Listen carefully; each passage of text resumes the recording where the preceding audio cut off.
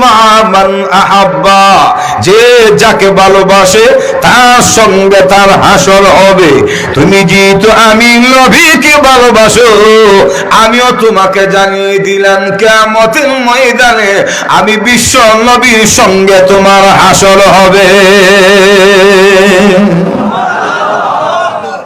রসুলকে ভালোবাসলে রসুলের সঙ্গে হাসর হবে। সুবহানাল্লাহ।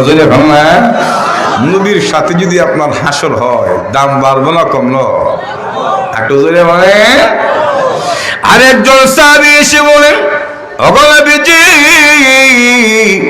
আমি আপনাকে বড় মহব্বত করি, ভালোবাসি। নবী গো, এই জন্য আপনাকে দেখার জন্য যখন মনে চাই তখন চলে আসি।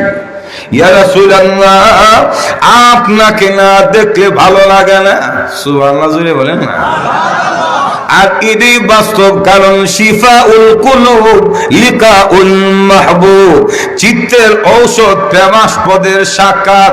যে যাকে পৃথিবীতে ভালোবাসে অন্তত তার চেহারাটা একবার দেখতে হয়, তখন তার কাছে ভালো লাগে।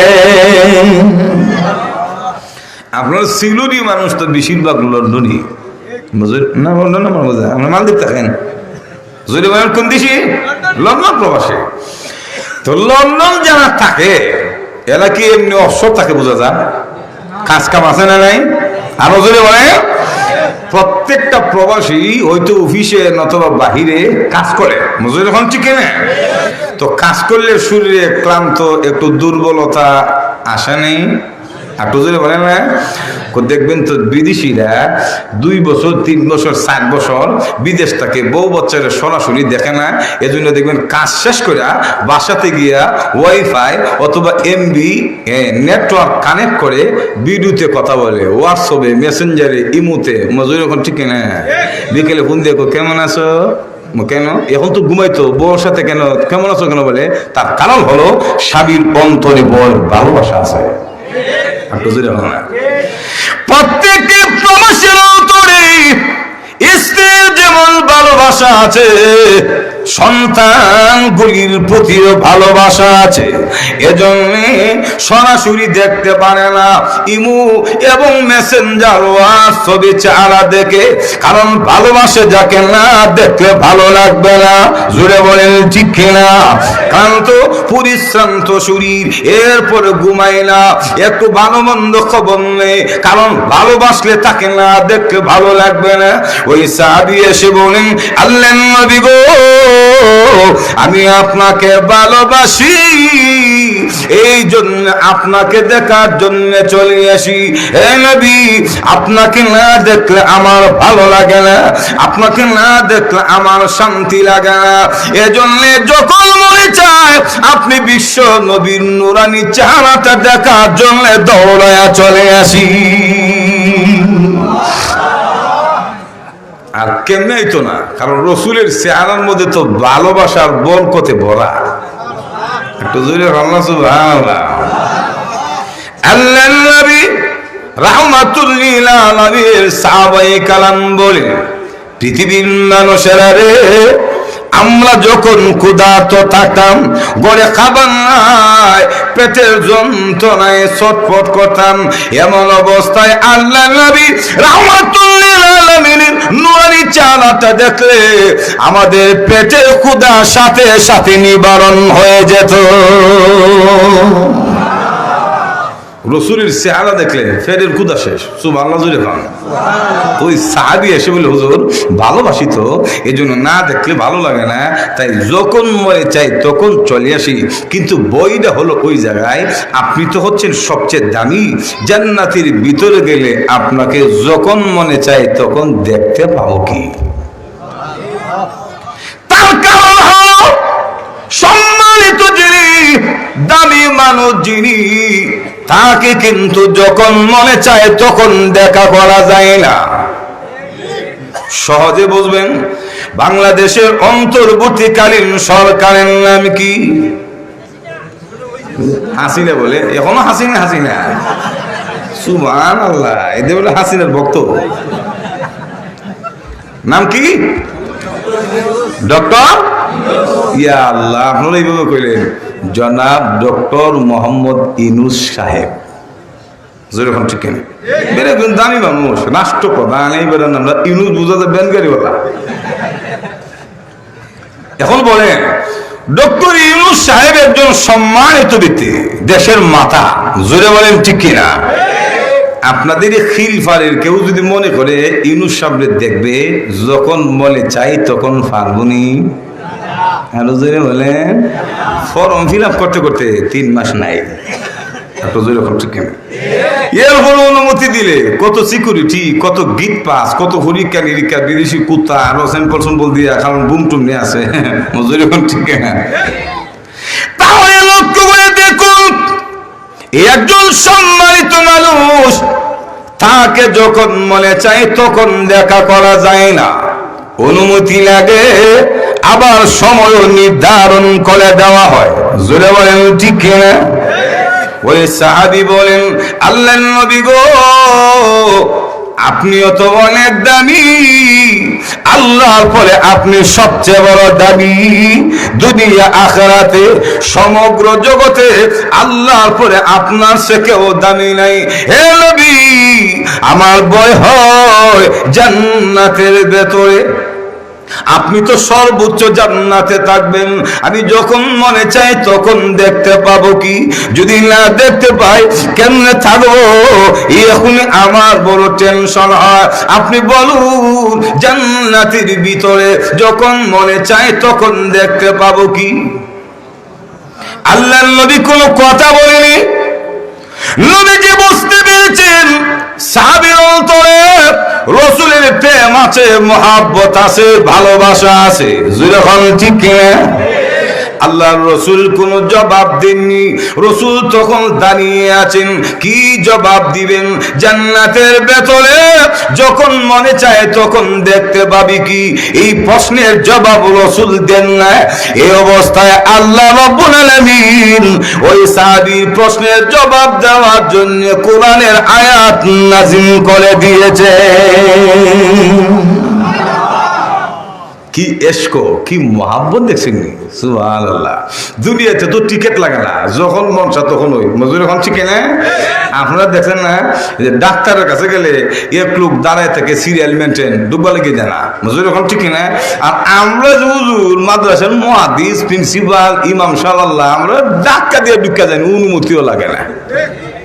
আপনি মজুর এখন ঠিক না? সাহাবী বলে হুজুর জান্নাতের ভিতরে ভাবুন, আপনি তো উচ্চ জান্নাতে থাকবেন। আল্লাহ তখন আয়াত নাযিল করছে, বলবো এখন وَمَن يُطِعِ اللَّهَ وَالرَّسُولَ فَأُولَئِكَ الَّذِينَ أَنْعَمَ اللَّهُ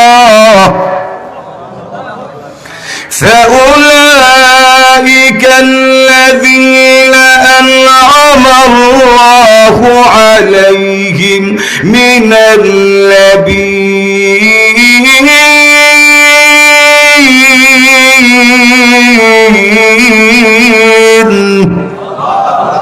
একটা জোরে বলেন না।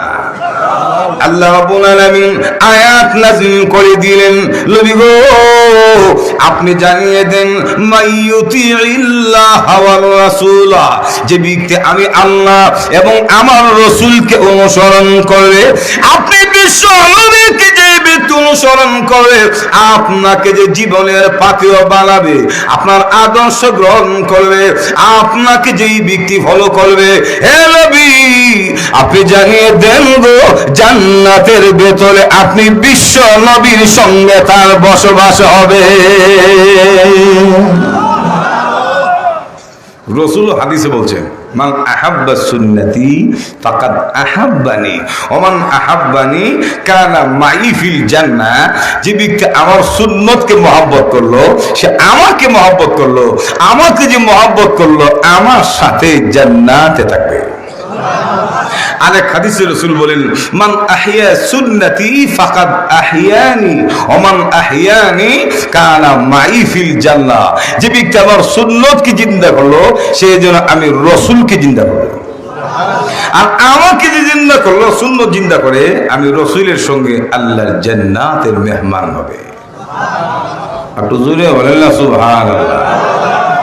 তাহলে বিশ্ব নবীকে মহব্বত করে চারটা লাভ, জোরে বলেন কয়টা? এক নাম্বার ঈমান মজবুত হয়, জোরে কোন ঠিক। দুই নাম্বার নবীর সঙ্গে হাসর হয়। তিন নাম্বার নবীর সঙ্গে জান্নাত হয়। চতুর্থ নাম্বার আল্লাহ নবীর আদর্শ গ্রহণ করতে বড় সহজ হয়। জোরে কোন ঠিক না? তো মহব্বত না থাকলে গুণ থাকলেও কাউরে অনুসরণ করতে রাজি না। মজুরি এখন ঠিক না? আরো জোরে বলে। এরপর যে গুণের কারণে একজন আরেকজনকে ফলো করে, তার পেছনে ঘুরে, তার অনুসরণ করে, ওই গুণগুলির দিক দিয়ে যদি বিবেচনা করেন, সবগুলি গুণ আল্লাহর হাবিবের মধ্যে আছে, একটারও অভাব নাই। একটু জোরে না? তাহলে আসুন গুণগুলি কি? যে গুণের কারণে একজন আরেকজনকে অনুসরণ করে, একজন আরেকজনের আদর্শ দেয়, ওই গুণগুলির মধ্যে প্রথম নাম্বার গুণ সৌন্দর্য। কারণ মানুষ বড় সুন্দরের পূজারী। সুন্দর জিনিসের সোয়ালি তো চা সবাই, কানা বেদেও সুন্দর বউ বিয়া করতো চা। সুখ দিয়ে দেখে না কানা, বুঝতেন না না। এর ফলে দেখবেন তো বিয়া লাগে নতুন সুন্দর বউ না হইলে রোজা রেখে দিব। তো জোরে বলেন ঠিক কিনা? এখন বলেন সুন্দর আর কালো, সাদা আর ধলা, এর ফলে দিন আর রাত, কালো ব্যক্তি কানা ব্যক্তির কাছে কোনো পার্থক্য আছে? দুটোই তো বরাবর। রাত আর দিন যেমন সমান, সুন্দর আর কালো তো সমান। একটা দেওয়ালের মধ্যে যদি কালো কালার করেন আর একটা সাদা করেন, আবার একটা গোল্ডেন করেন, এই কালা বেলা কি বুঝতে পারবো হাত দিয়ে যে কালা দলা গোল্ডেন, নাকি তার হাতের মধ্যে শুধু বালু আর সিমেন্ট লাগবো? এরপর বলে সুন্দর লাগবো। মজুরি এখন ঠিক। তাহলে আসুন সুন্দরের কারণে পৃথিবীর কেউ কাউকে যদি অনুসরণ করে ভালোবাসে, তামাম পৃথিবীতে বিনা শর্তে আল্লাহ নবীকে অনুসরণ করতে হবে। বলে হুজুর কেন? কেন জবাবটা দিতে গেলে আম্মা জান আয়েশা সিদ্দিকা রাদিয়াল্লাহু তাআলা আনহা বলেন, উনার মুখ থেকেই শুনেন। আম্মা জান বলেন, লানা শামসুন ওয়ালিল আফাক শামসুন ওয়া শামসি আফদালু মিন শামসিস সামাই ফাইন্না শামসা তাতলু বাদাল ফাজরি ওয়া শামসি তাতলু বাদাল ইশাই। সুবহানাল্লাহ। আম্মা জান আয়েশা সিদ্দিকা বলেন, ও পৃথিবীর মানুষ, দুনিয়ার আকাশের একটা সূর্য আছে আর আমার একটা সূর্য আছে। আর আমার সূর্যটা দুনিয়ার সূর্যের চেয়ে দামি, শ্রেষ্ঠ। আম্মা জান কেন বললেন শ্রেষ্ঠ? আর সূর্যটা কি? কে সূর্য হতে পারে বলবই? আম্মা জান আয়েশা বলেন, কেন? দুনিয়ার সূর্যটা দিনের বেলা ফজরের পরে উঠে, আর আমার সূর্য দিনের বেলা নয়, রাত্রিতে আসার পরে আমার ঘরে ওঠে।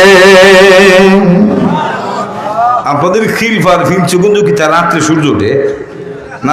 তো বোঝা যাবে না রাত্রি উঠে। এই সূর্যটাকে তিনি হলেন আমার আপনার নবী রাহমাতুল লিল আলামিন। একটু জোরে বলুন না।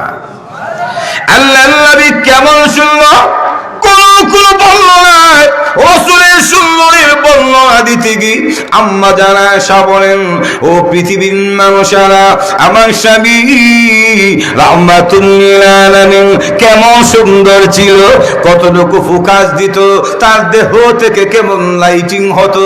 মানুষেরা রে, আমার স্বামী যখন আমার ঘরে ঢুকতো রাত্রিতে, একবার আমাবস্যার রাত্রিতে, কারণ আমাবস্যার রাত্রিতে অন্ধকার কিন্তু বেশি হয়। 14 তারিখের পূর্ণিমার চাঁদের রাত্রিতে আলো বেশি, আর আমাবস্যার রাত্রিতে কালো বেশি।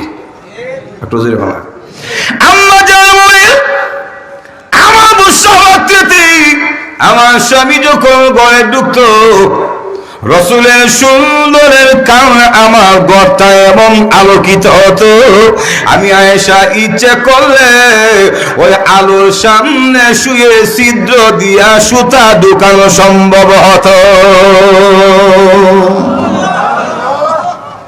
তো নবীর সুন্দরের সামনে শুয়ের ছিদ্র দেখা যায়। এই পৃথিবীতে যত সুন্দর বেদা দিদি বিশ্ব সুন্দর ঐশ্বরী আছে, এমন কয়েকশোরে ঢুকাইয়া যদি একটা রুমের ভিতরে তালা দিয়া লাইট অফ করে দেন, তো শুয়ের ছিদ্র দেখবেন 29 ইঞ্চি 5-এর ছিদ্র দেখতেন না। একটু জোরে বলেন ঠিক কিনা? শুধু তাই না, আমাদের নবী কেমন সুন্দর ছিলেন।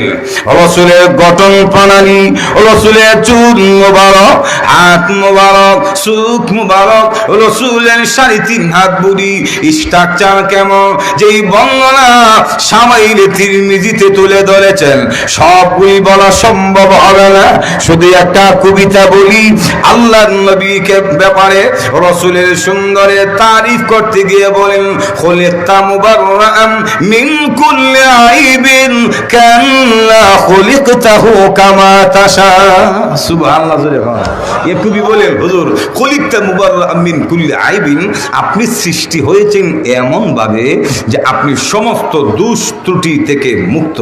আপনার সৃষ্টিতে, আপনার গঠন প্রণালীতে, আপনার স্ট্রাকচারে বিন্দু পরিমাণ দোষ ত্রুটি খুদ ধরার সুযোগ নাই। একটু জোরে বলো না।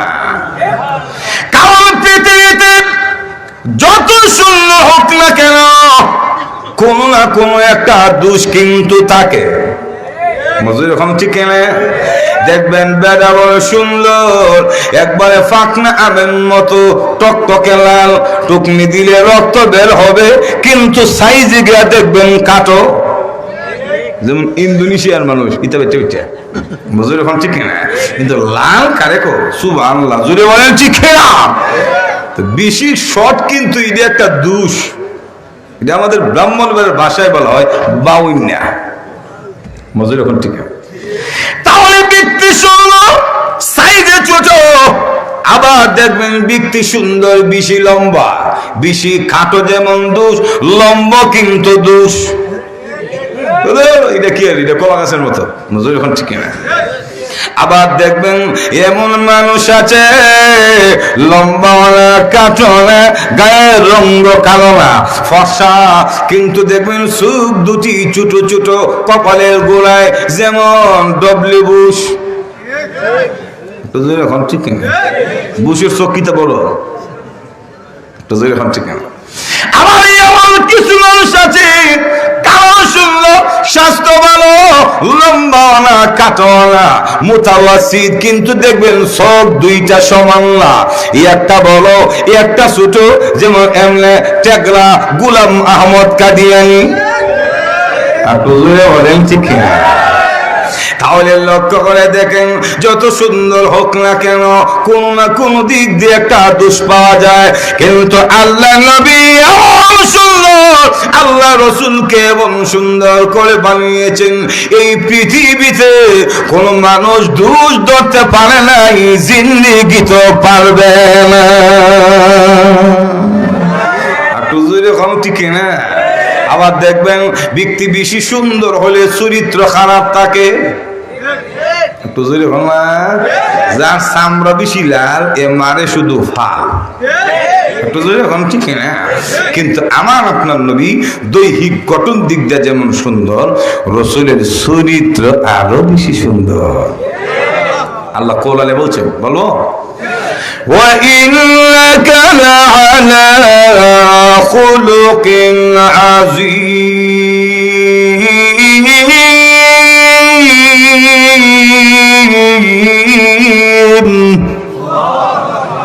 আল্লাহ রাব্বুল আলামিন বলেন, وَإِنَّكَ لَعَلَى خُلُقٍ عَظِيمٍ। নবী গো, আপনি নিশ্চয় মহান চরিত্রের অধিকারী। আল্লাহ নবীর দৈহিক দিক দিয়ে যেমন সুন্দর, রাসূলের চরিত্র বড় আরো সুন্দর। যেমন আম্মা জান হযরত আয়েশা সিদ্দিকা রাদিয়াল্লাহু তাআলা আনহা ওনাকে জিজ্ঞেস করে, মা গো আপনার স্বামী নবীজির চরিত্রের একটু বর্ণনা দেন, তিনার চরিত্রটা কেমন? কারণ আপনার চরিত্র ভালো না খারাপ এটা আপনার বউ ভালো জানে। একটু জোরে এখন না।